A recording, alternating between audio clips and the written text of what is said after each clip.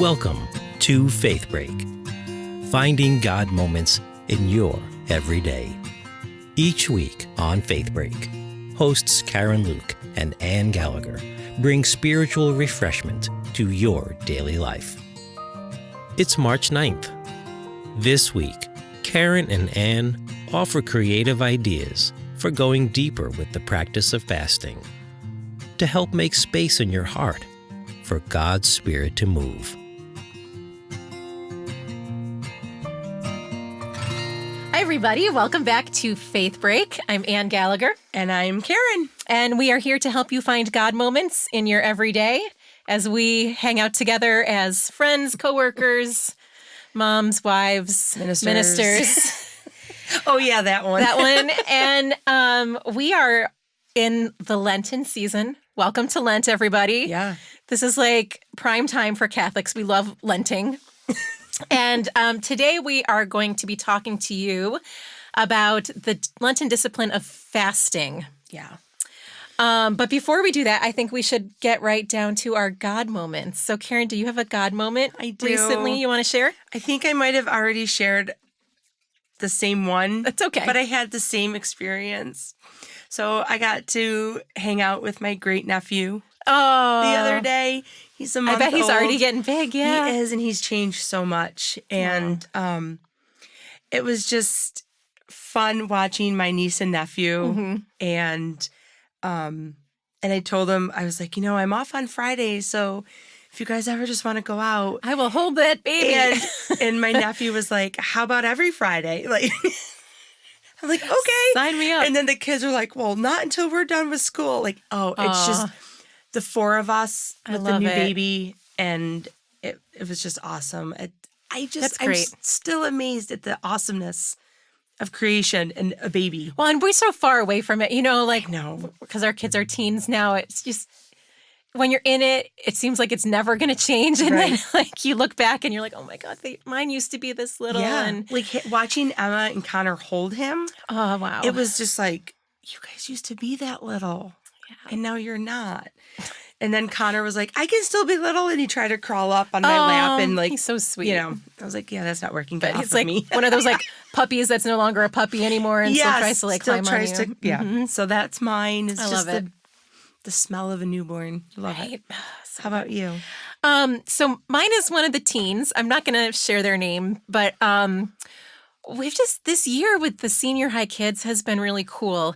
And I've shared before that we have several regulars who have been bringing friends to the youth group. And so there's one girl who recently started bringing her friend and who is not Catholic and actually grew up in a family that was not not religious at all, but she is so curious. And specifically, she is drawn to the sacrament. So I know you talked to her when we were on retreat a little while back. Yeah. But she is just like, she went to Mass for the first time a week or so ago and was just like, that was amazing. I've never seen anything like that. And she wants the sacraments. Yeah. And it's just that hunger. Yep. Oh my gosh, I saw to see, that. isn't that beautiful? Yeah. 'Cause we're used to having, we prepare dozens of teens for confirmation every year, like 40, 50 kids every year for confirmation. Yeah. And a lot of them are very happy to be there. Some of them are less happy to be there. But this one, man, she's just like, the desire. Yeah, the she desire is palpable definitely with her. wise above her years. Mhm. And I think I've mentioned this before, I get jealous of people who are coming into the faith later in life Mm-hmm. because there's this sense of hunger. Yeah. And, and we talk about like the first communion kids, how excited they are to go up and receive. And I was like, what if we all were that excited all the time? How different our church would be. So that was my God moment, just Oh. watching her Yeah. experience the Catholic Church in such an open way. Yeah. So we have some work to do Yeah, to we make do. those things happen for her. Well, I but- think God has already been working. We just have the logistics. Yes, we got the easy part.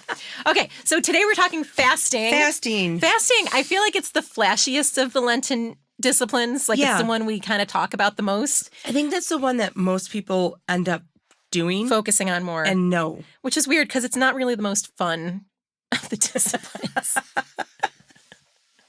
Catholics really, I think there's just we like to be suffering. Right? Offer it up. I mean, look what Jesus did. I know. I think giving up chocolate for 40 days is totally insignificant compared to what Jesus... Which everyone's Catholic grandmother has told them over and over again throughout their childhood. Right? Yep. Okay, so we're going to try to take a fresh take on fasting today and maybe offer you guys some ideas about how to get creative with new ways to fast in today's world. But let's just cover the basics. I know we talked a little bit about this last week, but okay, so Catholics who are 14 years old or older and in good health are required to fast only 2 days every year, on Ash Wednesday and on Good Friday. Yep. And a fast means not no food, but it means 2 small meals and 1 regular size meal. Yep. And the 2 small meals shouldn't equal the size of a bigger meal. Okay, so that's fasting. And then we abstain from meat on the Fridays in Lent. Yes, and eggs don't count. Eggs are not meat. Nor are they dairy. And fish is not meat. Fish isn't meat. Correct. You can eat fish. According to the rules. And it is because of the significance of fish in the daily life of Jesus and the disciples. Didn't it always seem, I mean, I know like a lot of churches do fish fries as like fundraisers and community events like on Fridays in Lent. And that always seemed like, I mean, I love a fish fry. I got nothing against the fish fry, but it didn't really seem like fasting if you're going out and having all this like fried food, you know? But I guess, anyway. So, so basically like the church doesn't actually require much of us in terms of fasting. So it's really up for everybody to figure out, what does fasting mean for me? How can this discipline be meaningful? And like, something that's worthwhile to like put energy into doing, because it's not about calorie restriction or dieting, right? So we want it to have a spiritual significance. Yeah. How do you feel about fasting in general? Oh, it's hard for me. Yeah. I love my food. I think I feel like I take fasting more as a spiritual approach of fasting from something, like giving up something, than I do actual food. Right. And I know that first 2 Fridays of Lent, it's always like I'm making breakfast. I'm like, I can't have my hash. You know, it's like, or you have soup and you realize it's not vegetable broth. Yeah. It's like chicken stock or beef stock. And I was like, is that technically meat? But yes, because it comes from. So I feel like it's just a bunch of more questions than answers. Right. Sometimes. Mm-hmm. But I try. Yeah. I try. And I mean, there is something to be said, you know, when Don was here, he said, he was talking about sacrifice and like that there is a spiritual power in sacrificing something because it aligns your heart not only with what Jesus sacrificed for us, but also with people around the world who do not have all the things that we have, right? I mean, like, you know, I mean, we're very privileged and we definitely, I know for myself, like, if I want something, I can pretty much get it, right? Whether it's like a food item or just some, you know, comfort in life, like I can have what not only what I need, but I can have most of the things that I want. Yeah. And yet, you know, you've had that moment where you walk into Wegmans to pick up lunch and you're like, oh, there's nothing here. What? You know, like that's crazy. Oh my gosh. And then you feel super guilty about it. Right. So like fasting is a way to kind of put us in touch with, you know, in solidarity with the poor around the world and in our own communities, and to experience sort of a poverty of spirit, not just the hunger of our bodies. Yeah. Right. Father Rob is always really funny about things like this. Like if somebody comes in the office and they're like, oh my gosh, are we having lunch? I'm starving. He's like, you're starving? Did you have breakfast? Did you have dinner last night? Did you have lunch yesterday? And he'll like go through and we're like, okay, maybe we're not starving. Yeah. We're just really hungry. Right. Or if it's like, oh, it's so cold outside. Oh, do you have a warm bed to sleep in? Mm-hmm. So he's like great about those reminders. Perspective of things. So I try to do that as well. Yeah. Yeah. So I think deciding how we want to fast is a very personal decision. Yeah. And there are some ways we can go about it with discernment and kind of intention in ways that might be have more of a benefit for our faith lives than just giving up something like chocolate or beer or whatever, those kind of hot button ones. So I would say maybe something to think about when you're trying to decide how to fast this Lent is like, well, what am I clinging to in my life that maybe feels compulsive, or like I feel like I have to do it every day, but it's not really serving me. And what can I let go of that might create more room for God to move? Yeah. Yeah. So it's like thinking about like, what are the places in the things that I'm clinging to that are impeding my freedom, my spiritual, internal freedom? Yeah. Pope Benedict had a quote from his Lenten message back in 2009.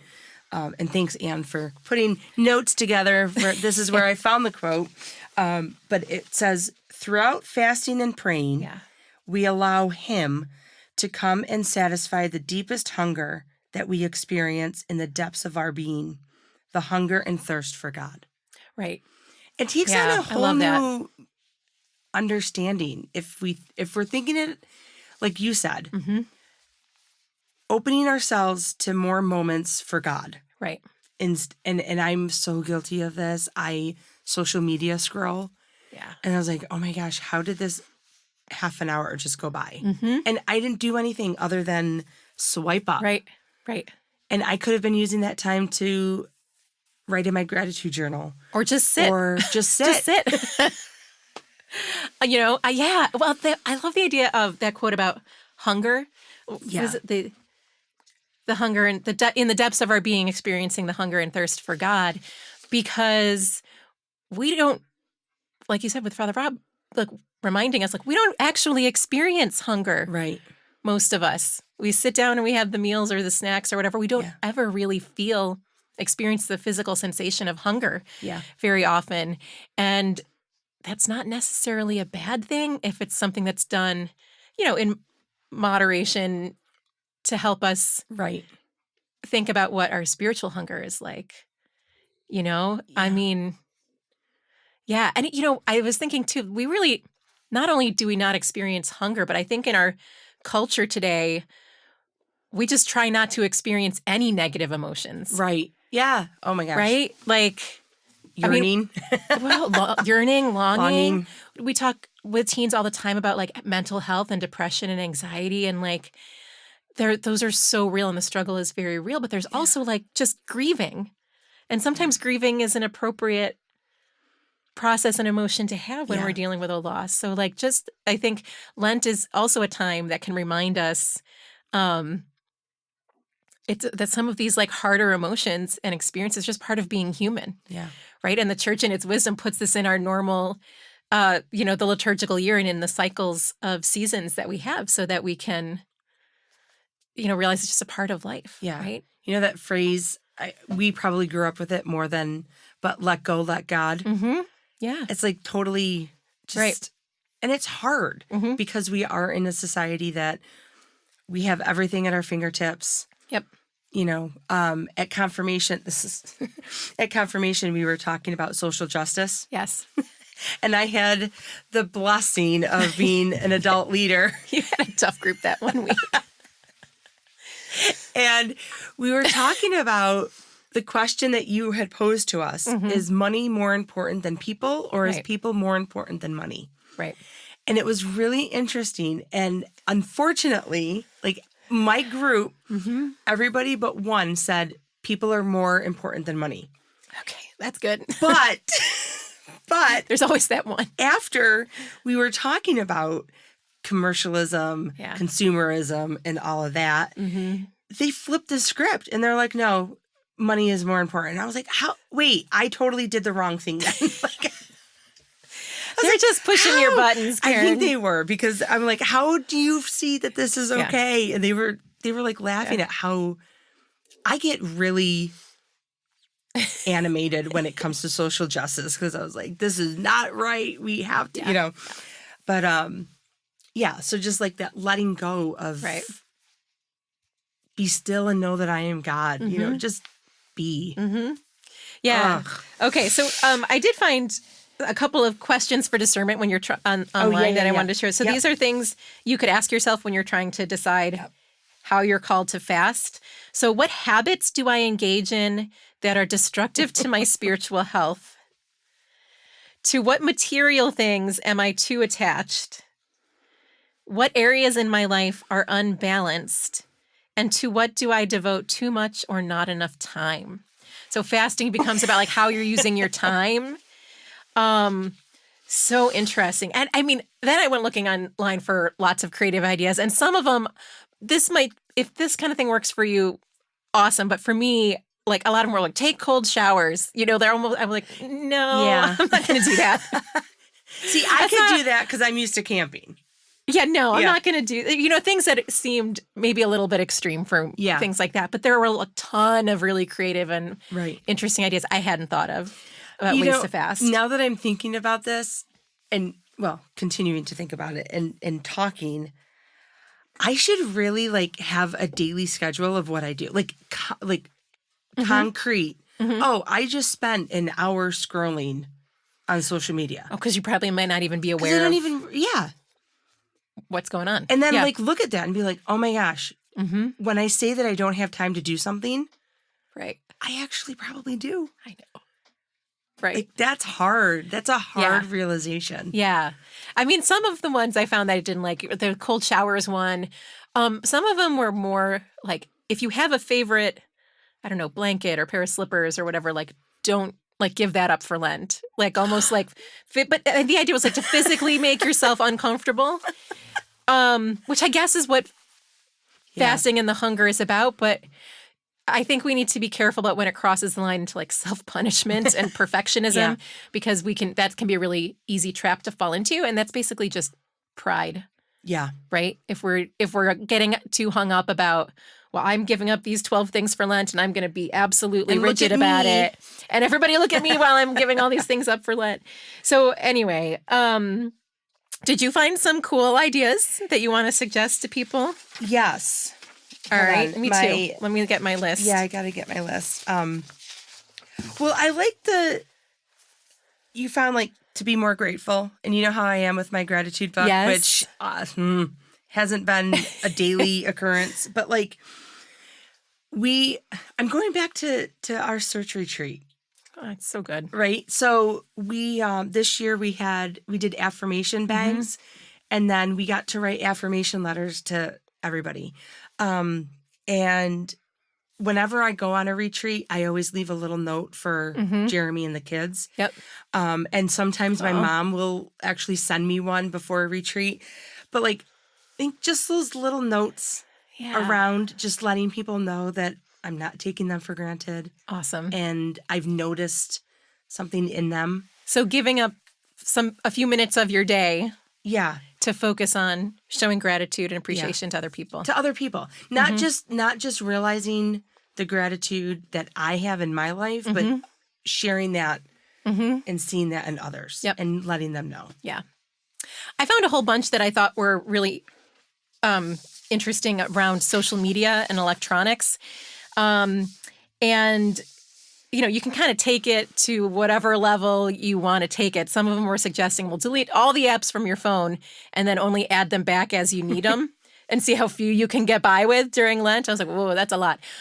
And some people do a complete fast from social media for the 40 days of Lent. I'm thinking about deleting just Facebook from my phone for those 40 days because I've never done that. And I feel like that might might be something I could do. Yeah. But I liked, even if you're just deleting one or two apps from your phone and seeing what the kind of time and attention, not just the time you're spending, but how much of your headspace is caught up with always being that, connected to that device. So with my kids, their phone is in their hand all the time, even when they're at home. Yeah. They'll go from their bedroom and they'll come downstairs to hang out with us, but they can't leave their phone. And it's on got the to phone. bring with them. Yeah, and my kids don't really, they're not super into the social media stuff, but they'll be texting. Yeah. But I was all the time. Why do you Which need... I guess that doesn't bother me as much because they're talking to friends and stuff. But I was like, if it's when just my phone, I leave it up in the kitchen. Yeah. And if it dings, it dings. Right. And then the kids are like, Mom, your phone. I was like, okay, I'll get to it when I get to it. Right. You don't feel physical anxiety when you're physically disconnected from your phone. And it's probably even freeing to do that. I love it. That's why we have phone collectors in the youth room so that, just to give teens permission and that's why to physically detach themselves from the device. That's why I love camping because, especially in the Adirondacks, I don't get service. Mm-hmm. You can't get me even if you wanted to. Right. Oh, so such freedom. I don't feel like, well, maybe. I guess if Jeremy was watching this, he'd be laughing right now because he probably he'd be calling you out. Yeah, he's like, you're on your phone a lot. But yeah, the other thing I like about Lent or the cool creative ideas is increasing the service to others and the needy. Yep. We're talking about, you mentioned the 40 bags in 40 days. Yep. We have Matthew's Closet. We have our food collections. Yes. So to connect your fasting to your almsgiving Yeah. is a cool thing to do during Lent. Yeah. Or not even just the almsgiving of like putting money in something to donate it, but like physically going to somewhere and helping. Yeah. It's so different when you actually see it. And I think, and I love our ministries that we have at the church, but a lot of it is like, give this stuff and then you're done. There is no like relationship to happening. who you're giving it to. So like actually going and sitting with the people that you're making lunch for. Or even like you were talking last time about wanting to do do the rice bowls and doing the recipes, the meatless recipes as a family. Yep. So it's each not of those just have a story, right, of this person. So you're not just fasting from food; you're also learning about people all over the world who are in need that we're in relationship with. So that's cool. You want to do a lightning round of some things we found? Yes. Here's one for my kids. Go without headphones or iPods for a day. So the phone is attached to the hand, and then the earbuds are physically attached to the ears. Yeah. I don't think my kids could do that. But I don't know. Go without earbuds? No. I don't know if I would want my kids to go out with their earbuds because the stuff that they listen to annoys me. But that's a good challenge. Maybe you don't have to do it all the time for 40 days. You can give up whatever you're giving up for a time frame. For a small amount of time a week or a day or whatever. Yep. I like switch your regular radio to Christian music. Awesome. Yeah, because that is, or no music. Yeah. Go no music. See how that messes with your thoughts. I really like music. Here's another one for devices, and then I think this might be the last one I have about electronics. But this is not something that I do, but I know my kids do, and I think my husband might do this too, but speed.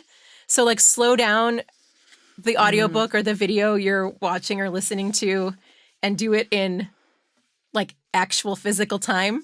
Do you speed things up when you're listening to them on the internet? No. Okay, my kids do that. Like if they're watching a YouTube video, they'll watch it at like twice the speed of normal. Yeah.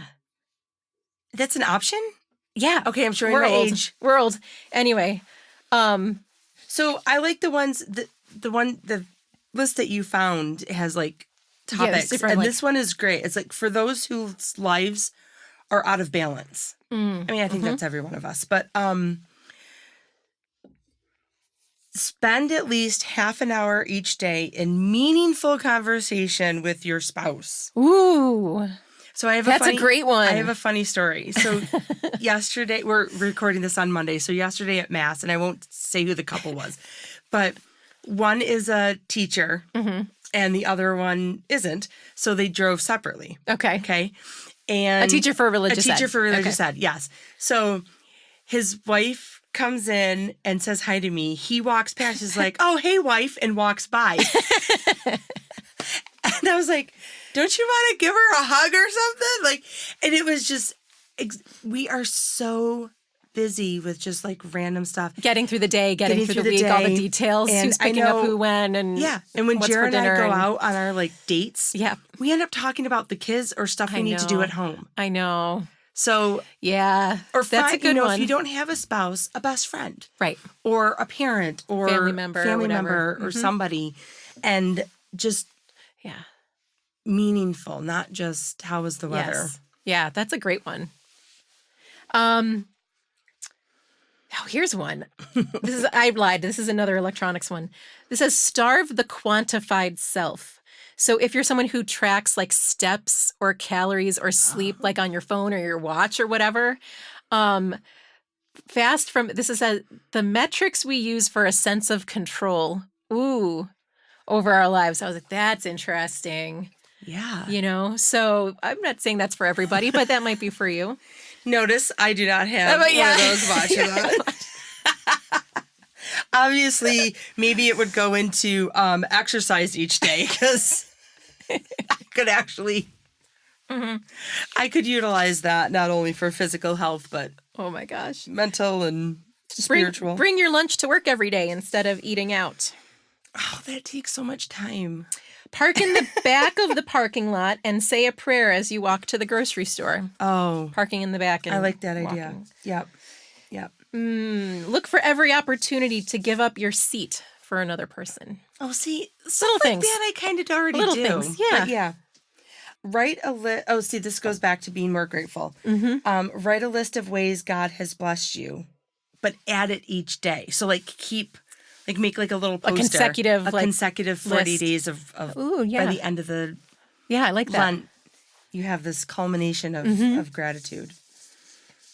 Let's see. Oh, give up seeking the attention and approval of others. That's a good one, but I feel like it's kind of abstract and I'm not quite sure how you would measure it or commit to it. I don't know. Yeah. But a good goal.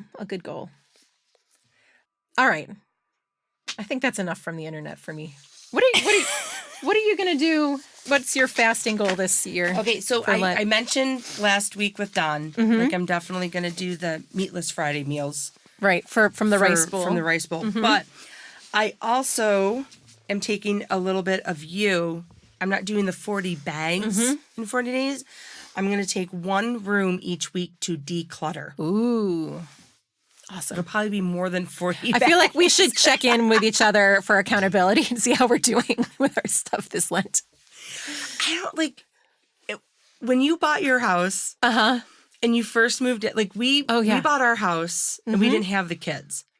Oh, wow. Okay. And so you've been there a long time. Yeah. We've almost 18, 19 years. Yeah. And we're like, oh my gosh, look at all this room. It was great. Yeah, but you had 2 kids to that mix. And we added 2 kids. Now we have 2 cats. We have a leopard gecko. The birdies they've moved on. They moved on to a new home. But it's just you walk in and there's just stuff everywhere. Yeah. Everywhere. And it's not even I don't even know. So that's what I've decided. Declutter one room and just focus on that room. Right. Well, yeah. So this was a great definition of fasting that I found when we were preparing for today. With fasting removes things in order to create space for God, or just space. Yeah. Right? As long as you don't bring in other stuff. Right. You need to bring in God, not other stuff. Right. But the idea of spaciousness, I think, is really something to lean into this Lent. So we are a house that loves to go to Goodwill. Yeah. And thrift stores. And my mom was over one day and she's like, what are you guys doing? I'm like, oh, we're going to Goodwill. She's like, okay, Jeremy, you cannot bring anything in unless you get rid of 3 things. Right. Whatever you bring in, you got to take out. Do you know what his 3 things were? Were they your things? No, me and the kids. Oh, dude. He goes, does Karen and Emma and Connor count? And I'm like, no, that doesn't count. Nice try. You can't re-gift us. You're stuck with us. That's funny. Yeah, so I'm going to do 40 bags in 40 days. Okay, yeah, let's make as a family to... Yeah, and I like that because I feel like I can get my kids involved in that. I feel like that's something we can do as a family. Yeah. This came from the list, but I'm going to take it up this Lent too. I'm just not sure to what extent, but this was fasting from late nights. Because going to bed is an issue for me. Yeah. I get home from meetings and work, and I have a hard time going right to bed. So, but I never thought about it in that from that angle before, like fasting from late nights. Yeah. And I wouldn't be able to do that every day because I feel like I would never talk to him. I would never have a 30-minute meaningful conversation with my spouse if I did that every night.